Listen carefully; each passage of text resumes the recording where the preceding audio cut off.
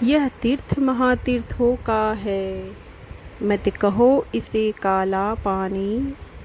तुम सुनो यहाँ की धरती के कण कण से गाथा बलिदानी। तो चलिए आपको लिए चलते हैं सेलुलर जेल के अंदर, जो कि काला पानी उस टाइम कहे जाने वाले अंडमान द्वीप के पोर्ट ब्लेयर में स्थित है, जो कि अब म्यूज़ियम के रूप में तब्दील कर दिया गया है। और ये सारे उन लोगों का लिस्ट है जो लोग यहाँ पे काला पानी की सज़ा काटने आए थे, उनके बारे में जानकारियाँ दी गई हैं। और इस तरह से कुछ काला पानी का जेल का मॉडल है जो कि यहाँ पे छोटे रूप में लगाया गया है। और बाहर निकलते हैं तो ये देखिए इसी तरह से सेलुलर जेल है। कुछ भाग तो इसका नष्ट हो गया है और कुछ भाग अभी भी है जो कि म्यूज़ियम में तब्दील किया गया है। तो आगे आपको गाइड भैया ही बताएंगे कि यहाँ पे क्या क्या हुआ है। तो मेरे साथ वीडियो में लास्ट तक बने रहिए। दो रूम है, दोनों ओरिजिनल रूम है। फ्रीडम फाइटर्स के लिए किचन था, उनका खाना यहीं पे बनता था। अभी से ऑफिस बना दिया, तो इसके अंदर पहले का कुछ नहीं। और ये फांसी घर जो है ब्रिटिशर्स के समय में ओपन था, ओपन में हैंग करते थे। नया रूम था, छत दीवार कुछ भी नहीं, और सामने जो वॉल है व्हाइट कलर वो भी नहीं था, मतलब टोटली ओपन में हैंग करते थे। अब इन लोगों ने पूरा कवर कर दिया। ऊपर एक वुडन का बीम है, ओरिजिनल है। नीचे का पूरा प्लेटफॉर्म ओरिजिनल है। रोप जो है चेंज कर दिया। At a time 3 person hang कर सके ऐसा सिस्टम भी था। ऊपर अंदर लेफ्ट साइड में लोहे का लीवर है, वो लीवर खींचेगा, प्लेटफॉर्म नीचे को ओपन होगा। नीचे 8 फीट डेप्थ है। प्रेशर हैंग हो जाता था, डेथ हो जाता था। बॉडी नीचे से कलेक्ट करने के बाद ये गेट ओरिजिनल है, इस गेट से बॉडी बाहर ले जाते थे। लेकिन सेलुलर जेल के फांसी घर में किसी पॉलिटिकल फ्रीडम फाइटर को फांसी दिया गया ऐसा हमारे पास कोई रिकॉर्ड्स नहीं, क्योंकि हैंग करने के लिए किसी को अंडमान नहीं लाते थे। इंडिया में जेल थे, वहीं पे हैंग करते थे। अंडमान जो फ्रीडम फाइटर्स आते थे मैक्सिमम जो आते थे लाइफ टाइम इम्प्रिजमेंट, आजीवन कारावास। फिर आने के बाद पॉलिटिकल फ्रीडम फाइटर्स का टॉर्चर में डेथ हुआ था, बीमारी से डेथ हुआ था, फोर्स फीडिंग से भी डेथ हुआ था। जबरदस्ती खाना खिलाना, जबरदस्ती खाना तब खिलाते थे जब फ्रीडम फाइटर भूख हड़ताल करते थे। उनका भूख हड़ताल तोड़ने के लिए पहले मुंह से खिलाते थे, खा नहीं रहा तो हाथ पांव बांध करके नाक से ट्यूब डाल करके पंप के द्वारा लिक्विड पिलाएगा, चावल का मांड और मिल्क। उस वजह से जो है 10 डेज के अंदर में 3 फ्रीडम फाइटर्स का डेथ हुआ था। महावीर सिंह, मोहित मोइत्रा, मोहन किशोर, नामदास जी। फिर यहाँ पे हैंग उन्हीं को किया जो अंडमान आने के बाद फिर से यहाँ पे किसी ब्रिटिश ऑफिसर को मारा हो, सिपाही को मारा हो, या जेल तोड़ करके भागने की कोशिश की, उनके ऊपर फिर केस चलेगा। उसके बाद फैसला होगा फांसी दो, तब यहाँ पे फांसी देते थे। तो सेलुलर जेल के गैलोज में कितने लोगों को हैंग किया गया इसका कोई रिकॉर्ड्स नहीं है। और इस जेल का नाम सेलुलर जेल किस वजह से रखा गया? कोई भी जो जेल होता है उसमें कैटेगरीज रहता है। डॉर्मेटरी 8-10 लोगों को रखने का सेल होगा, अंडा सेल जैसा सेल, हाइट कम वाला सेल, लाइट कम वाला सेल, टॉयलेट, बाथरूम, ऑफिस सब रहेगा। सेलुलर जेल में किसी भी तरीके का कोई कैटेगरीज नहीं है, सब इक्वल सिंगल सेल्स है। और एक नहीं दो नहीं, पूरे 693 सेल्स थे। सेल से इसका नाम जो सेलुलर रखा गया। अभी देखेंगे 5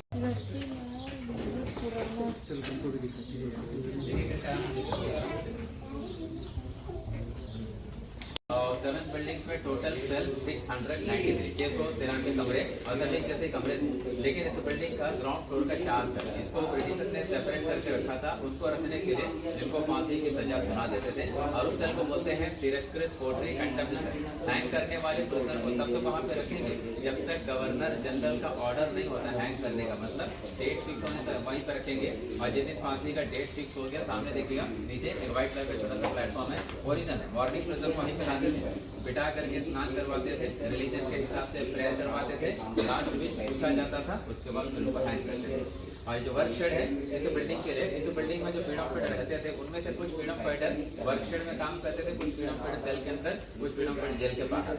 बाहर का काम था जंगल साफ करना, सड़कें बनाना, ईंट बनाना, पत्थर तोड़ना, मकान बनाना।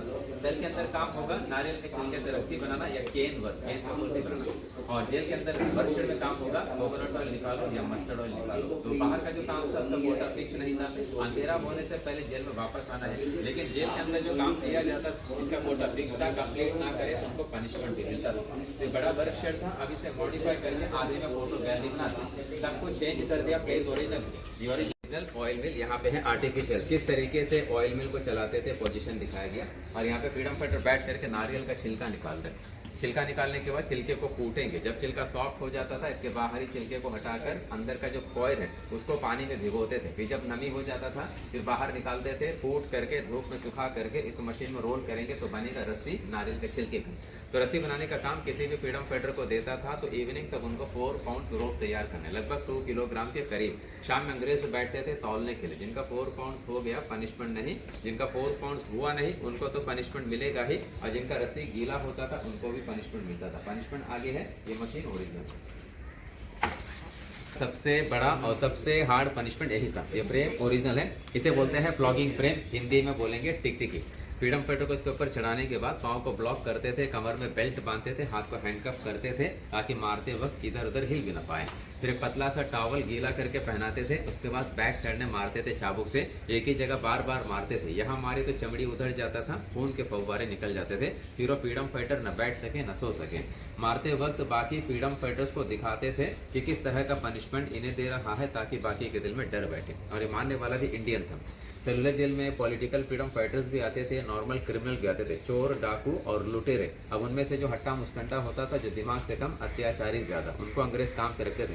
किसी को बनाते थे पेटी ऑफिसर, किसी को वार्डर बना देंगे, किसी को जमादार। इनका क्या फायदा होगा, खाना बढ़िया मिलेगा, मार खाने का जरूरत नहीं और हार्ड वर्क करने का भी जरूरत नहीं। अब अपने ग्रुप में ये लोग डिनाई नहीं करते थे? नहीं, डिनाई नहीं, मतलब नहीं करते थे। उनको तो फायदा, तो चोर डाकू, उनको देश की आजादी से कोई लेन देन नहीं, अपना फायदा उनको।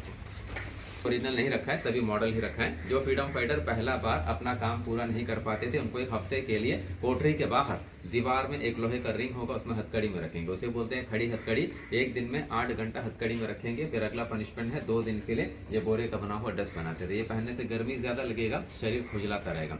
यूनिफॉर्म, एक कुर्ता, एक हाफ पैंट, गले में होगा लोहे का रिंग, लोहे का प्लेट, आइडेंटिटी लिखा होता था कितने ईयर से कितने ईयर का इम्प्रिजमेंट मिला है, जेल का नंबर, कोर्ट से एक्ट कौन सा लगा। और 3 types of punishment feeder. Chain feeder जिनको पहनाते थे पनिशमेंट के लिए 1 साल। इसमें ज्यादा दिक्कत नहीं है, कमर में चेन है, पाँव में चेन है, लेकिन हाथ फ्री है, चल फिर सकता है, चलते वक्त वजन रहेगा पाँव में। बार फीटर 6 मंथ, चलते वक्त बार पकड़ करके चलो, काम करते वक्त छोड़ दो। और क्रॉस बार फीटर केवल 10 डेज के लिए, डिफिकल्टी उसी में ज्यादा भी है। पाँव के सेंटर में रॉड है तो पाँव डिस्टेंस पर रहेगा, ऐसे ऐसे चलो। जबरदस्ती से चल नहीं पाते थे, बैठ नहीं पाते थे तो हर फ्रीडम फाइटर्स के पाँव में घाव भी हो जाता था क्योंकि चलते वक्त रॉड उनके पाँव से घिस आ जाता था। इसके बाद अपने ग्रुप वाले बाहर चलेंगे। जेल में रहने वाले फ्रीडम फाइटर्स के लिए टॉयलेट बाथरूम। दिन भर बाहर काम करते थे, इसी एरिया पे कॉमन टॉयलेट बाथरूम का यूज़ कर सकते थे। कुछ फ्रीडम फाइटर को सेल के अंदर ही काम देते थे, अकेले काम करो। उनके लिए सिस्टम ये था दिन में 3 टाइम्स बाहर जा सकते थे टॉयलेट बाथरूम करने के लिए, लेकिन अपने समय से नहीं, अंग्रेज़ों का जो निर्धारित समय उसमें ही जाना है। फिर शाम 6 बजे से सवेरे 6 सभी को लॉकअप में बंद रखते थे। तो उनके लिए टॉयलेट का कोई क्या सुविधा था, अंदर तो कोई सुविधा नहीं था। सभी को मिलेगा मिट्टी का पॉट। अब जो करो पॉट में करो, रात भर बदबू में रहो, अगले दिन स्वीपर क्लीन करके बाहर ले जाता था। खाना खाने के लिए लोहे का प्लेट मिलता था, जो जंग से चिपड़ा हुआ प्लेट होगा, उसमें तेल लगा करके देंगे। खाने में मिलेगा दाल चावल रोटी सब्जी, उतना ही देते थे कि जिंदा रहे, पेट भरने के लिए नहीं। चावल में कंकड़, सब्जी में रेत, दाल में कीड़े, साफ सफाई वाला खाना नहीं। पीने का पानी दिन में 2 बार ही मिलता था, वो भी साफ नहीं। और रात में कोई लाइट नहीं, अंधेरे में रहते थे। एक हरिकन लैम्प हाथ में लेकर सिक्योरिटी गार्ड घूमता रहता था। सोने के लिए बेड मिलता था लकड़ी का। बेड का चौड़ाई इतना रहेगा, हाइट इतना होगा, लंबाई करीब 6.5 फीट। तो एक बेड एक कंबल सभी को मिलता था। अभी बीता चलेंगे सेल के सेलुलर जेल के बारे में। इस जेल को अंग्रेजों ने बनाना स्टार्ट किया था 1893 और कंप्लीट किया था 1906। 13 ईयर्स लगे थे इसे बनाने में। वैसे अंग्रेजों का प्लान था जेल बनाने का 3 ईयर्स। उनका एस्टिमेट था 5,17,352 रुपीज़, लेकिन उस एस्टिमेट में जेल नहीं बना और ना ही जेल 3 साल में कंप्लीट हुआ। इसलिए नहीं कंप्लीट हुआ, ये बड़ा पहाड़ था, इसे काट करके लेवल करने के लिए 3 ईयर्स लगे और कंस्ट्रक्शन करने के लिए 10 ईयर्स लगे। तो कॉस्ट बढ़ गया, 7,83,994 रुपीज़ टोटल में खर्च हुए। 3 करोड़ ईंटें इस्तेमाल किया गया। जो ईंट है ओरिजिनल ईंट है जो अंडमान में तैयार किया, बाकी मटेरियल बर्मा से लाया गया। जब जेल बना साइकिल व्हील की तरह था। 7 बिल्डिंग्स थे और कमरे थे कुल मिलाकर के 693 कमरे। और एक कोठरी में एक फ्रीडम फाइटर को रखते थे। अकेले रहेगा, मेंटली टॉर्चर होगा, बातचीत नहीं कर पाएगा, कॉन्स्पिरेसी नहीं कर पाएगा। रूम का लंबाई 13.5 फीट, चौड़ाई 7.5, ऊंचाई 10। रूम जो है बड़ा है, वेंटिलेशन भी है पीछे की और 8 फीट ऊपर, ताकि फ्रीडम फाइटर अंदर से बाहर देख न पाए। और हर बिल्डिंग को ऐसा बनाया है, एक बिल्डिंग का फ्रंट साइड है तो दूसरे बिल्डिंग का बैक है, ताकि दोनों बिल्डिंग के बीच कोई कम्युनिकेशन ना रहे, एक दूसरे को देख भी नहीं पाएगा, बात भी नहीं कर पाएगा। काम करने के लिए 7 में से 4 ब्लॉक के सामने वर्क शेड, वहाँ पे फ्रीडम फाइटर्स कोकोनट ऑयल निकालते थे, हमने देखा। और बीच में है सेंट्रल टावर। सेंट्रल टावर का टॉप पे होगा सिंगल गार्ड, ऊपर से निगरानी। हेलो गुरु। सेंट्रल टावर के टॉप पे सिंगल गार्ड होगा जो ऊपर से बाउंड्री वॉल वॉच करेगा। उनके अलावा 21 separate security guards day night watch करते थे। हर फ्लोर पे गार्ड होता था। पहला कमरा गार्ड का है, उनका डोर बड़ा है, फ्रीडम फाइटर का डोर छोटा है और डोर का जो लॉक है डोर के लेफ्ट साइड में काफी दूर रख दिया। हाथ में चाबी लग भी गया तो भी लॉक खोल नहीं पाएगा। और डोर के राइट साइड में छोटा डोर है खाना देने के लिए। फिर अभी हमारे पास में 7 में से ओनली 3 ब्लॉक्स बच गया। 1 है, 7 है, पीछे एक और है 6, बाकी सारे सब पूरी तरीके से टूट गया है। 1941 अंडमान में भूकंप आया था। भूकंप में मेन हिस्सा टूटा, इसी वाच टावर का टॉप पोर्शन। बाकी बिल्डिंग थोड़ा बहुत डैमेज हुआ था। उसके बाद जेल का मेंटेनेंस नहीं हुआ। फिर 1942 से 45 सेकेंड वर्ल्ड वॉर में अंडमान में जापानीज आए थे। 3.5 साल उनका राज रहा। सारे अंग्रेज तो चले गए थे। उनका राज में उन लोगों ने क्या किया, जो टूटा हुआ बिल्डिंग है उसमें से काफी ब्रिक्स निकाल करके अपने कामों में यूज कर लिया, बंकर बना दिया। फिर आजादी के काफी साल के बाद 1964 जेल का जो हिस्सा रहने लायक नहीं रहता, खराब हो गया, उसे हटाकर वहां पे हॉस्पिटल बना दिया, जो आज अंडमान का सबसे बड़ा हॉस्पिटल बन गया है। हॉस्पिटल का नाम है गोविंद बल्लभ पंत, जो यूपी के पहले चीफ मिनिस्टर थे, उनके नाम पे रखा गया। और इस जेल को बनाने का जो इंजीनियर था उनका नाम था मैकलेन, और इस जेल का क्रूअल जेलर का नाम था डेविड बैरी, जो आयरलैंड के रहने वाले थे। उनका राज रहा 1905 से लेकर 1919। उसके बाद उनका तबीयत बिगड़ गया, पैरालाइज हो गया। फिर उनको शिप में चढ़ा करके कलकत्ता पहुंचा दिया। कलकत्ता पहुंचते ही डेविड बैरी का डेथ हो गया। इस वजह से उनके बारे में कहा जाता है, वतन परस्तों को अपने वतन से दूर रखने वाला खुद आखिरी घड़ी अपने वतन का मुंह न देख पाया। अभी पीते चले जेल का पार्ट है।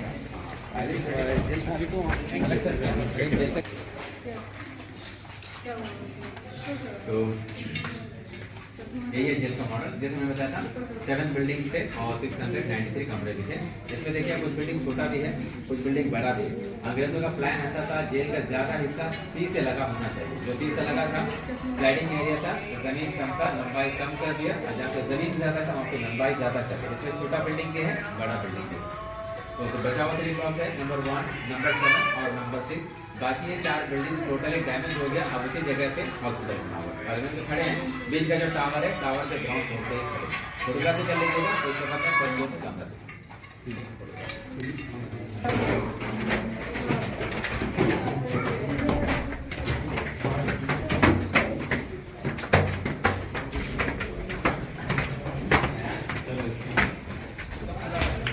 सारे कमरे खुले हुए हैं। पहला कमरा जो पहला सिक्योरिटी गार्ड है,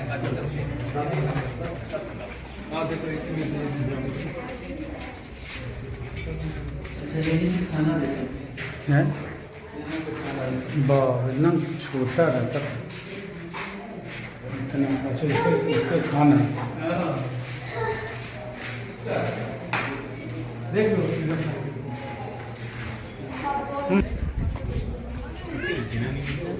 हाँ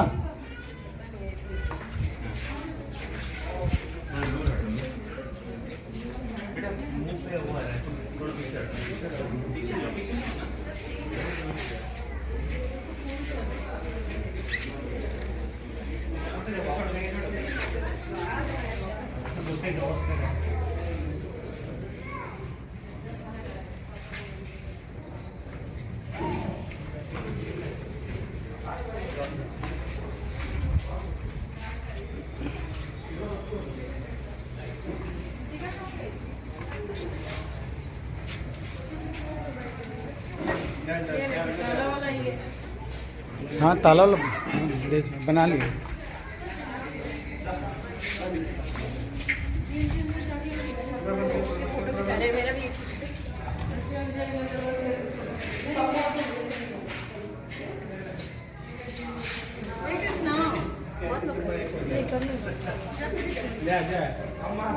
में 1909 से लेकर 1930, 1909 से लेकर 1938, 30 साल के अंदर में लगभग 650 के करीब पॉलिटिकल, थोड़ा मैडम जी पीछे शैडो में चलेगा, धूप में ना रहे, शैडो में ठहरेगा। अब इधर आ जाइए बच्चे।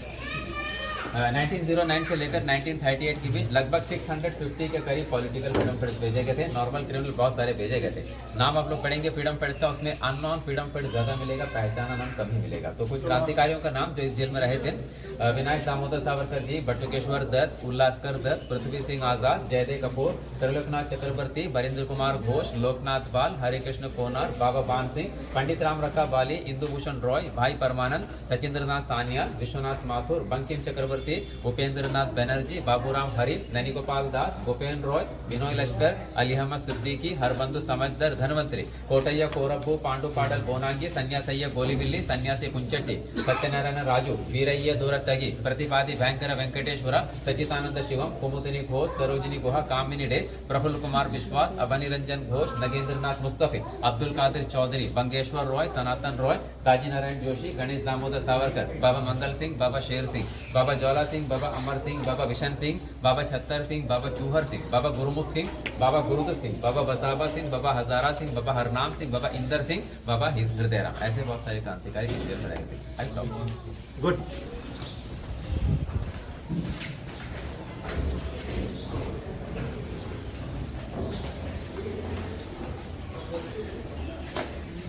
ये टावर से सातों जो लॉबी सब कनेक्टेड होते हैं। सेंट्रल टावर का सेकंड फ्लोर है, यहाँ से हर बिल्डिंग में जाने का रास्ता भी है और बीच में जो लकड़े का कनेक्शन है, ये कनेक्शन अंग्रेजों के समय में टेम्पोररी था। जब ब्रिटिशर्स आएंगे या सिक्योरिटी गार्ड आएंगे, एक लकड़े का प्लैंक डाल देंगे, बाद में इसको हटा भी देंगे ताकि फ्रीडम फाइटर टावर पे आ ना पाए। अभी से परमानेंटली फिक्स कर दिया। तो 3 ब्लॉक बच गया, 1 नंबर, 7 नंबर, 6 नंबर पीछे है। 4 हिस्सा गिर गया, वहाँ पे अस्पताल बन गया। ये सरकारी अस्पताल है, सब कुछ यहाँ पर फ्री सर्विस है, दवा, खाना, ट्रीटमेंट, एक्सरे, सिटी स्कैन सब फ्री है, सभी लोगों के लिए फ्री है। फ्रीडम फाइटर्स की लिस्ट है, कौन कौन से स्टेट से कितने कितने फ्रीडम फाइटर्स इस जेल में रहे थे, state wise, year wise. Bombay से कितने, पंजाब, बंगाल, आसाम, यूपी, बिहार, मद्रास, आंध्र, दिल्ली, मैक्सिमम बंगाल से थे, फिर पंजाब। और सभी का रूम यहाँ पे आइडेंटिफाई नहीं, सभी का रूम चेंज होता था। तो वीर सावरकर जी का भी रूम चेंज हुआ था, लेकिन 10 ईयर्स रहे थे तो उसमें से कुछ साल सावरकर जी को इसी फ्लोर के आखिर में रखा गया, जहाँ पे एक्स्ट्रा डोर है। उनके कमरे में बेड है, कंबल है, 2 बर्तन, खाना खाने का प्लेट है, पीने का पानी का पॉट है और वहाँ से फांसी घर भी ठीक दिखाई देते हैं। सावरकर जी को श्यामजी कृष्ण वर्मा द्वारा लंदन में हायर स्टडीज के लिए भेजा था, बैरिस्टर का पढ़ाई के लिए। उस समय उनका वहाँ पे मुलाकात हुआ था मदन लाल ढींगरा जी से, जिन्होंने 1 जुलाई 1909 करजन वैली का हत्या किया था। उनका साथ देने का इल्जाम भी लगा। फिर वहाँ पढ़ने के साथ साथ इंडिया हाउस में काम करने वाले कुक के हाथों से बॉम्ब बनाने का मैनुअल और किताबों के अंदर पिस्तौल वगैरह हिंदुस्तान भेजा गया। इस वजह से उनको अरेस्ट किया। अरेस्ट हुआ था 13 मार्च 1910, 13 मार्च 1910, और शिप उनको शिप से ला रहा था। शिप का नाम था मोरिया शिप। मोरिया शिप 8 जुलाई 1910 जब मार्सेलस हार्बर के निकट से गुजर रहे थे, उस दौरान सावरकर जी ने जहाज का टॉयलेट का साइड का ग्लास तोड़ करके जंप किया बाहर और स्विमिंग करके चले गए मार्सेलस हार्बर, फ्रांस। वहाँ फ्रांसीसी गार्ड ने पकड़ लिया, अंग्रेजों को हैंडओवर कर दिया। अंग्रेज सावरकर जी को इंडिया लेकर के गए, केस चला, फैसला हो गया कि उनको अंडमान काला पानी भेजे। सावरकर जी को अंग्रेज अंडमान लेकर के आए थे 38 जून 1911, 30 जून 1911। जब लाए थे तो डरते थे, एक बार वहां से भाग गया है, दोबारा ना भागे, इसलिए इतने कड़े पहरे में रखा। क्योंकि जो बड़े भाई थे गणेश दामोदर सावरकर जी, वो इसी जेल में थे, उनसे भी पहले। लेकिन दोनों भाई जो है 2 साल तक आपस में मिल ही नहीं पाए, एक ही जेल में रहते हुए। फिर 1921 सावरकर जी को जेल से ट्रांसफर करवा दिया रत्नागिरी, महाराष्ट्र। कुछ साल वहाँ पे हाउस अरेस्ट में रखने के बाद, नजरबंद रखने के बाद उनको रिहा कर दिया। उनका डेथ आज़ादी के 19 ईयर्स के बाद में हुआ था, 26 फरवरी 1966। तब उनका एज रहा 80 थी। तो जहां गर्मी के दिनों 10 मिनट हमारे लिए खड़े रहना मुश्किल है, उन्होंने अपना 10 साल इस जेल में गुजारा था। आज अंडमान का एयरपोर्ट उन्हीं के नाम में है, वीर सावरकर इंटरनेशनल एयरपोर्ट। इस सलोनी जेल का सिंगल फ्रीडम फाइटर जिन्होंने जेल के अंदर में सुसाइड किया था, नाम था इंदु भूषण रॉय जी। इंदु भूषण रॉय जी ने 29 अप्रैल 1912 जेल के अंदर में सुसाइड किया था। अलीपुर कॉन्स्पिरेसी केस 1909 केस में अंडमान भेजा गया था। बंगाल के क्रांतिकारी, पढ़े लिखे क्रांतिकारी थे और उनको हार्ड वर्क का कोई एक्सपीरियंस नहीं था। ब्रिक बनवाने के लिए बाहर ले जाते थे तो उनसे काम हो नहीं पाता था।